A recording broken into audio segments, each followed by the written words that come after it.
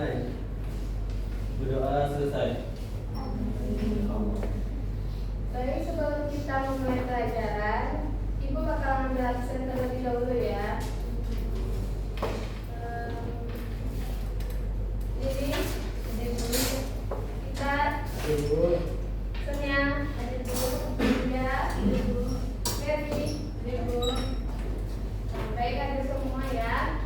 Dulu.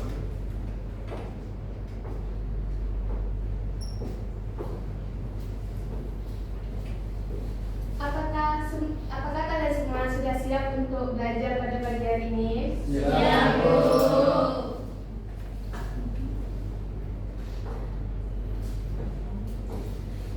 Baik, materi kita pada pagi hari ini yaitu tentang ekonomi makro.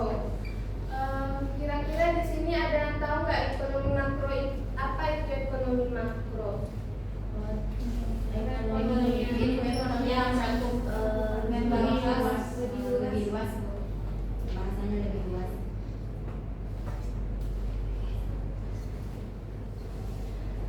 Baik, materi kita pada pagi hari ini tuh tentang yang pertama pengertian ilmu ekonomi makro, yang kedua masalah utama ekonomi makro di setiap negara, yang ketiga kebijakan ekonomi makro. Tadi kalian sudah bilang bahwa ekonomi makro itu salah satu ilmu ekonomi yang cakupannya lebih luas. Nah, jadi ekonomi makro itu cabang utama dari ekonomi yang menangani isu-isu ekonomi yang bersifat secara agregat atau secara lebih luas. Misalnya kayak masalah pendapatan pertumbuhan produksi nasional, suku bunga, pengangguran, dan inflasi. Jadi ekonomi makro ini itu ilmu ekonomi yang mempelajari ekonomi secara lebih luas.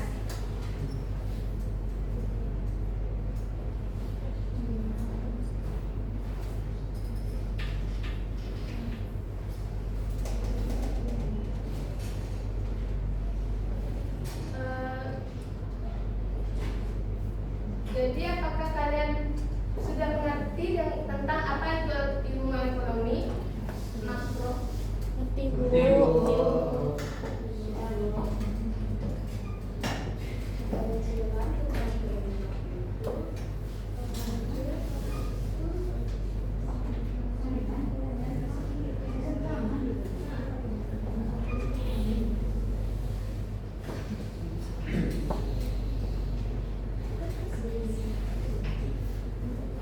Jadi Ibu kan sudah menjelaskan apa tadi itu ilmu ekonomi makro, dan kalian juga sudah jelas paham tentang ekonomi makro itu. Coba salah satu dari kalian coba jelaskan kembali apa tadi yang Ibu bilang tentang ekonomi makro. Siapa yang bisa? Dan bisa.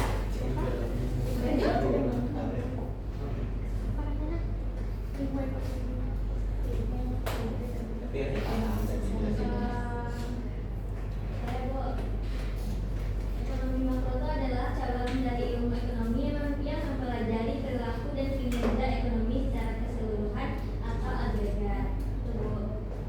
Ya benar, Rini. Tolong beri aplaus untuk Rini. Jadi ini dia ilmu ekonomi makro. Ekonomi makro itu cabang ekonomi yang mempelajari peristiwa secara agregat, yaitu yang tadi itu tentang pertumbuhan produk nasional, suku bunga, pengangguran, dan inflasi. Baik, selanjutnya kita akan membahas tentang masalah utama setiap negara dalam ekonomi makro. Dalam setiap negara memiliki masalah dalam ekonomi. Masalah utama dalam setiap negara dalam ekonomi makro yaitu yang pertama masalah pertumbuhan ekonomi, yang kedua masalah ketidakstabilan ekonomi, yang ketiga masalah pengangguran, dan yang terakhir masalah inflasi. Yang pertama kita akan membahas tentang masalah pertumbuhan ekonomi. Di sini ada yang tahu apa itu pertumbuhan ekonomi?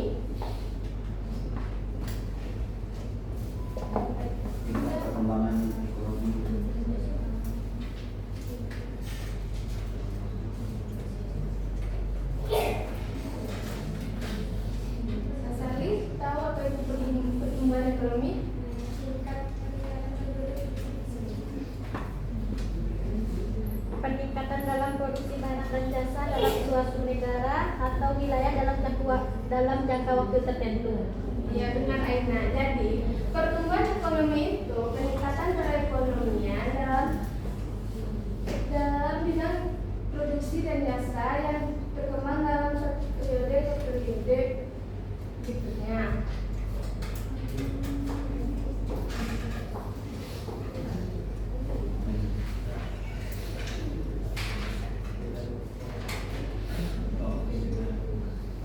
Pertumbuhan ekonomi di dalam setiap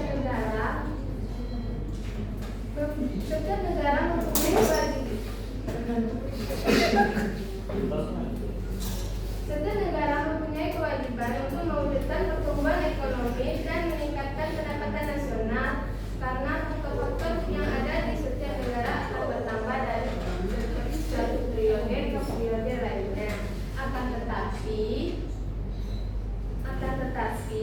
belum tentu ekonomi tersebut terus meningkat seperti apa yang diharapkan karena adanya masalah ekonomi seperti pengangguran dan inflasi. Jadi pemerintah harus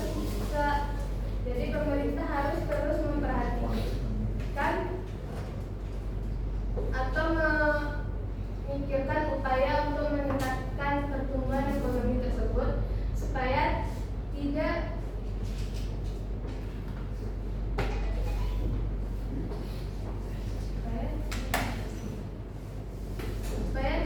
memperlambat pertumbuhan ekonomi dalam suatu negara.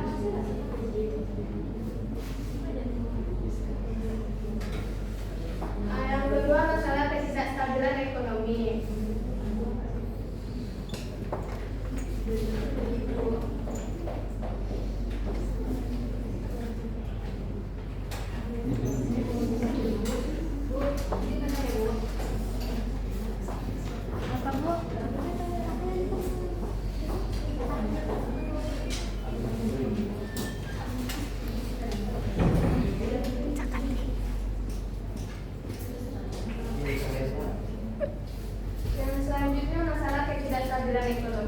Dalam sistem ekonomi bebas atau ekonomi pasar, kegiatan ekonomi sering mengalami pasang surut. Ada kalanya pada suatu periode pertumbuhan ekonomi akan meningkat secara pesat dan menimbulkan perkembangan dan menimbulkan kenaikan harga. Tetapi ada kalanya pada suatu periode perekonomian berjalan lambat, bahkan kadang-kadang merosot. Sehingga berada pada titik yang lebih rendah daripada periode sebelumnya. Yang ketiga, masalah pengangguran. Nah, pengangguran ini pasti kalian sudah sering mendengar kata apa itu pengangguran, kan? Coba salah satu dari kalian jelaskan apa itu pengangguran. Apa pengangguran yang kalian ketahui itu? Pengangguran dia bekerja. Seorang yang malas bekerja, Bu. Belum punya penghasilan, Bu. Punya uang, Bu. Ada punya penghasilan, Bu. Ego dengan pekerjaan, Bu. Milih-milih, Bu. Intinya kita bekerja, bukan? Tunggu ini pada kata, Bu. Pengangguran itu orang yang seharusnya bekerja tapi dia tidak bekerja, Bu. Iya. Benar. Ya benar sih. Benar. Suara, tolong suara. Ya benar tadi. Pengangguran adalah satu keadaan di mana seseorang dalam melakukan kerja yang ingin bekerja tetapi belum mendapatkan pekerjaan. Salah satu faktor penting yang mempengaruhi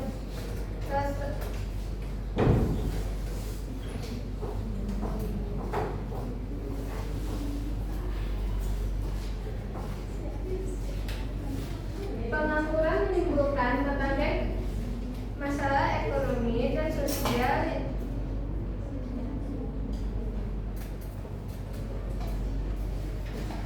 Jadi, apabila pengangguran di suatu negara sangat buruk akan menyebabkan kekacauan politik dan sosial dan menimbulkan efek buruk bagi kesejahteraan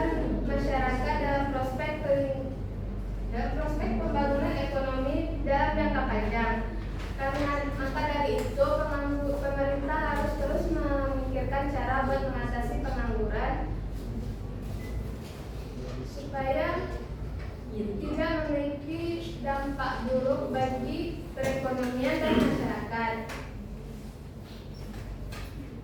Dan yang terakhir masalah inflasi.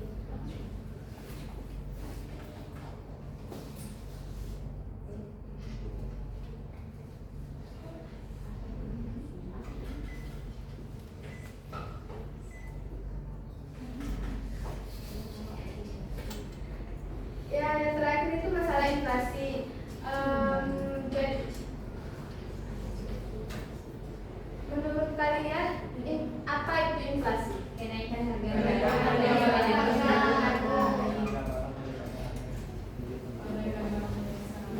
Intinya kenaikan harga ya. Kenaikan harga barang, Bu, yang terus menerus dalam jangka waktu panjang. Ya, benar sekali. Jadi inflasi dapat didefinisikan sebagai suatu proses kenaikan harga yang berlaku dalam suatu perekonomian. Tingkat inflasi di beberapa negara itu berbeda-beda. Ada kadang yang suatu periode, ada kalanya di suatu periode itu tingkat inflasinya mencapai hingga 2% atau di bawah 2%. Ada kalanya inflasi itu dapat mencapai tingkat beberapa puluh persen atau bahkan ratusan dalam setahun.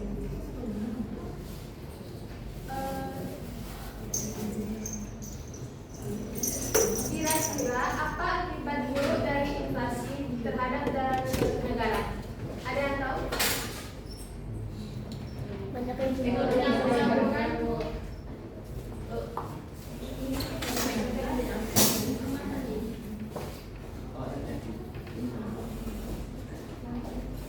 Jadi, akibat buruk dari inflasi itu yaitu menurunkan taraf kemakmuran segolongan besar masyarakat. Dan biasanya inflasi itu cenderung akan menjadi bertambah cepat apabila tidak diatasi. Inflasi akan bertambah serius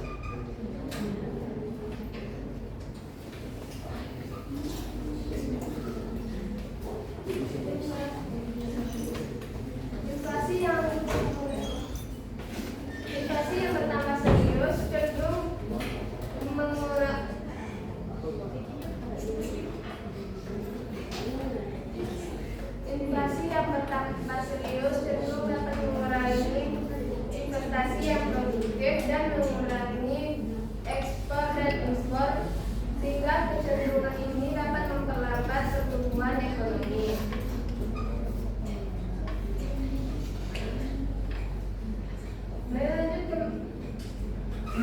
Baik, materi selanjutnya yaitu kebijakan-kebijakan ekonomi makro.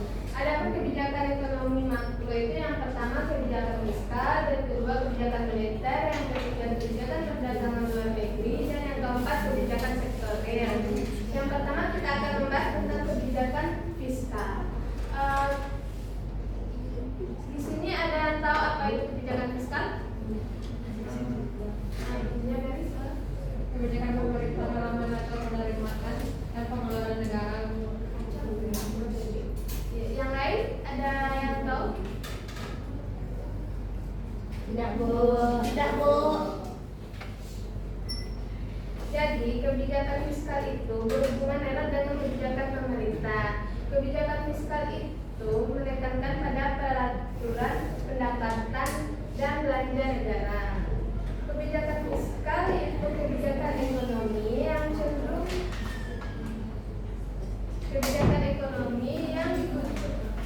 yang digunakan pemerintah untuk mengendalikan atau mengarahkan perekonomian pada saat kondisi yang lebih baik. Caranya mengatur dan penerimaan dan pengeluaran pemerintah.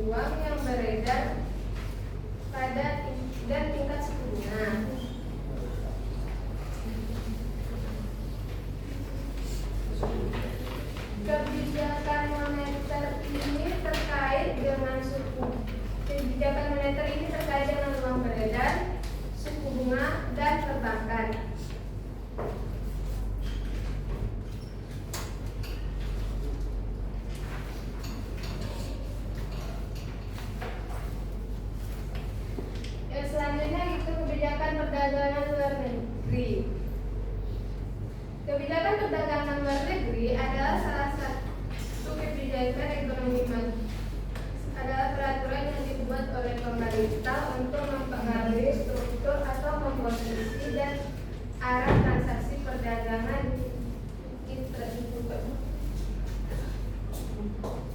Kebijakan perdagangan luar negeri adalah kebijakan yang dibuat oleh pemerintah yang mempengaruhi struktur atau komposisi dan arah transaksi perdagangan serta pembayaran nasional.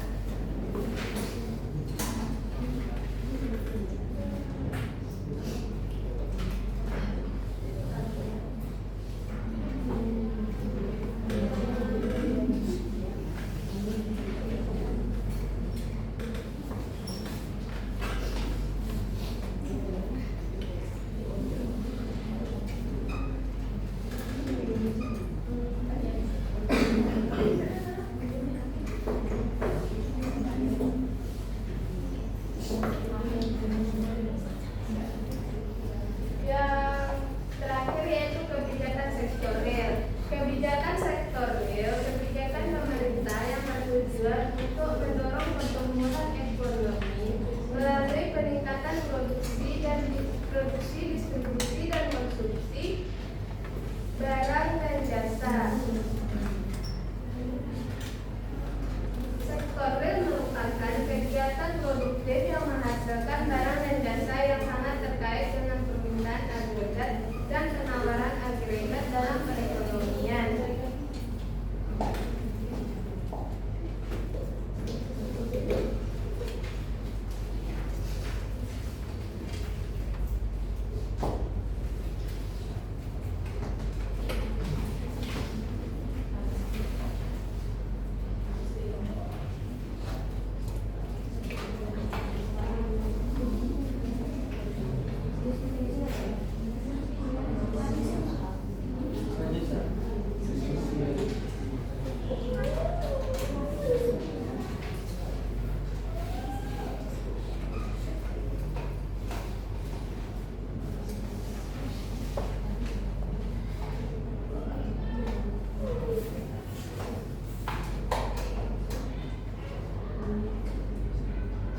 Nah, jadi itu materi kita pada pagi hari ini.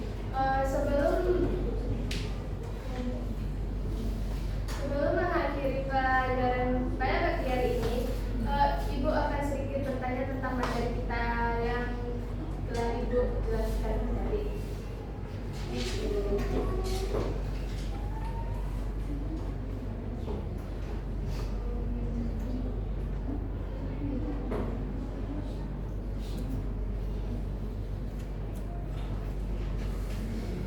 Siapa yang bisa menjelaskan apa itu ilmu ekonomi makro tadi?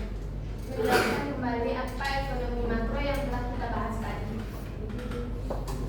Yang selanjutnya adalah Ilmu ekonomi makro itu adalah cabang ilmu yang mempelajari fenomena atau ilmu ekonomi secara keseluruhan, di mana termasuk di dalamnya pertumbuhan ekonomi, inflasi, pengangguran, kebijakan moneter, kebijakan fiskal, perdagangan luar negeri, serta sektor real. benar sekali, Nana. Yang lain, apakah ada tambahan? Tidak, Bu. Jadi Bu, Boleh, Bu. Ya, jadi silakan nih. Ekonomi makro itu studi tentang bagaimana seluruh ekonomi atau ekonomi seluruh negara bekerja secara keseluruhan. Fokusnya itu pada hal-hal besar yang terkali seperti seberapa cepat ekonomi itu tumbuh dan berapa banyak orang yang tidak punya pekerjaan, seberapa mahal harga barang secara umum atau inflasi.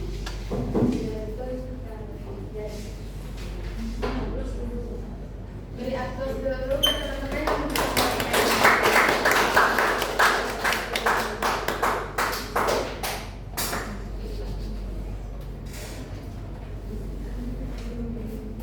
baik, selanjutnya Ibu akan membagi.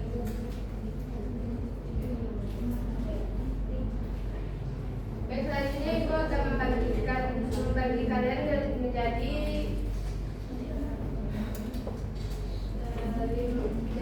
5 kelompok.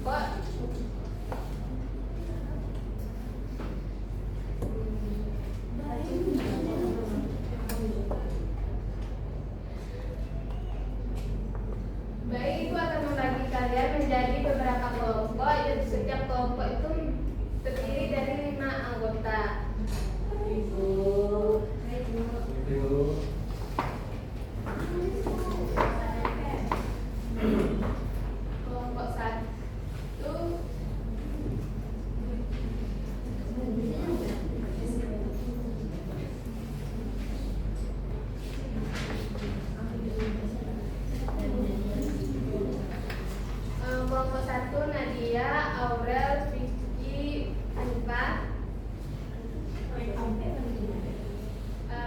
dan Sonia. Kelompok 2 Winnie, Mary, Iqbal, Abel.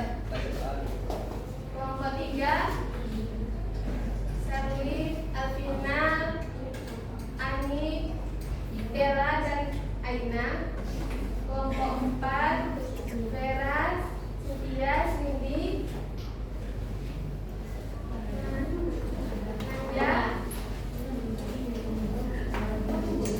Nanda, Mas Hadi.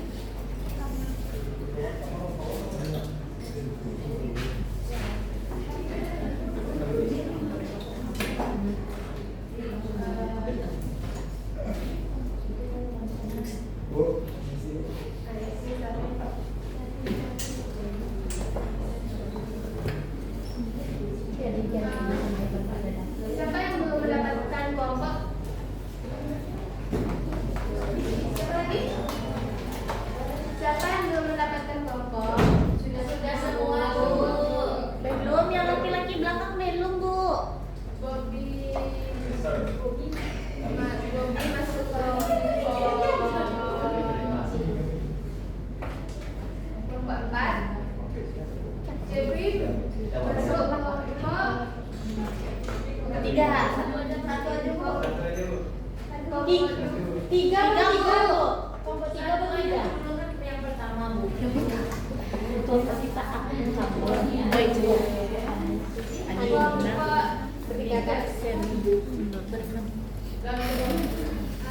ya silakan sebut kelompoknya, Nanda. Baik, Bu. Sini aja. Kamu sama tiga anak aku di sini. Sini aja.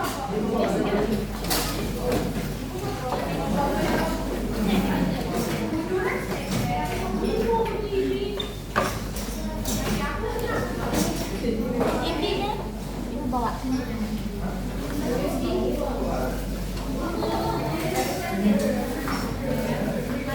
Aku kelompok 3.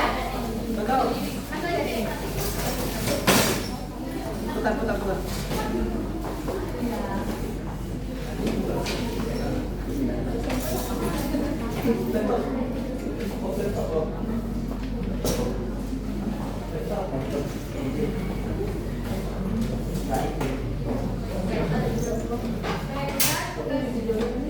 Kalian Boleh. Sama Kapten.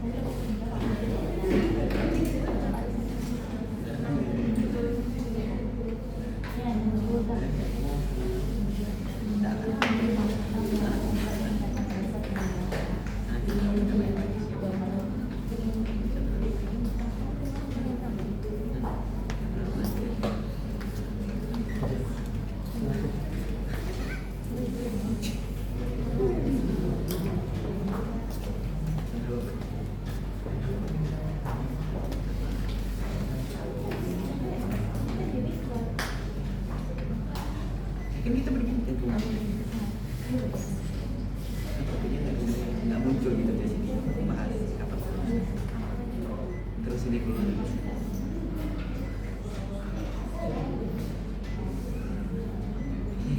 Atau dari mana itu dulu?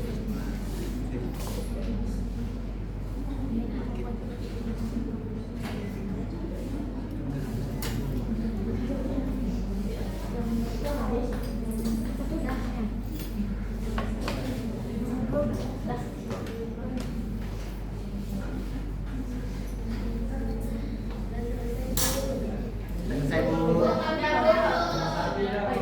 Doain sama Bang Sayo dulu bukan istilahnya sahabat. Bu yang siap kelompok sahabat awalnya Bu. Ya Bu pilih aja Bu satu. Bebas Bu. Kelompok satu aja Bu. Bebas Bu. Kami hari ini nggak pindah. Suruh Bu pilih sudah selesai. Sesuai urutan aja Bu. Kelompok satu aja dulu Bu. Ada empat Bu. Siapa yang mau maju pertama? Ibu. Aina Bu. Jamal.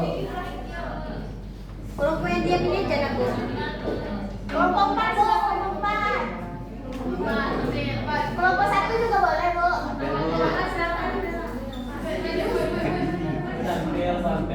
Ayo sampai cepet. Baik, saya perwakilan dari kelompok 4 akan membacakan hasil diskusi kami. Yang pertama, jelaskan apa yang dimaksud dengan resesi dalam konteks ekonomi makro. Resesi adalah suatu kondisi ekonomi makro di mana terjadi penurunan aktivitas ekonomi yang signifikan dan berkepanjangan. Yang kedua, bagaimana kebijakan fiskal dalam membantu mengatasi resesi tersebut. Yang pertama, meningkatkan pengumpulan pemerintah. Yang kedua, mengurangi pajak. Yang ketiga, memberikan subsidi. Sekian hasil diskusi kelompok kami. Selanjutnya, kelompok siapa yang mau menyampaikan? Kelompok 3 Bu. Satu. Bu, satu.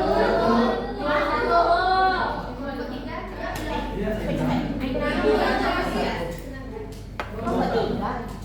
Kelompok 1 Bu. 3. Udah satu dua-duanya yang dari tadi. Baik, kami dari kelompok 3 kami ada pertanyaan dari nomor 2 yaitu bagaimana kebijakan fiskal dapat membantu mengatasi resesi tersebut. Dua-duanya deh. Oh, dua-duanya? Iya. Baik, ulangi lagi untuk pertanyaan pertama yaitu jelaskan apa yang dimaksud dengan resesi dalam konteks ekonomi makro. Dalam konteks ekonomi makro, resesi adalah suatu kondisi di mana aktivitas ekonomi menurun secara signifikan dalam jangka waktu tertentu. Resesi biasanya ditandai oleh penurunan produk domestik bruto atau PDB selama 2 kuartal berturut-turut atau lebih. Untuk pertanyaan nomor 2 yaitu bagaimana kebijakan fiskal dapat membantu mengatasi resesi tersebut. Kebijakan fiskal membantu mengatasi resesi yang pertama yaitu peningkatan pengeluaran pemerintah, yang kedua pemotongan pajak, yang ketiga transfer dan subsidi langsung, dan yang keempat yaitu defisit anggaran yang terkelola. Wih.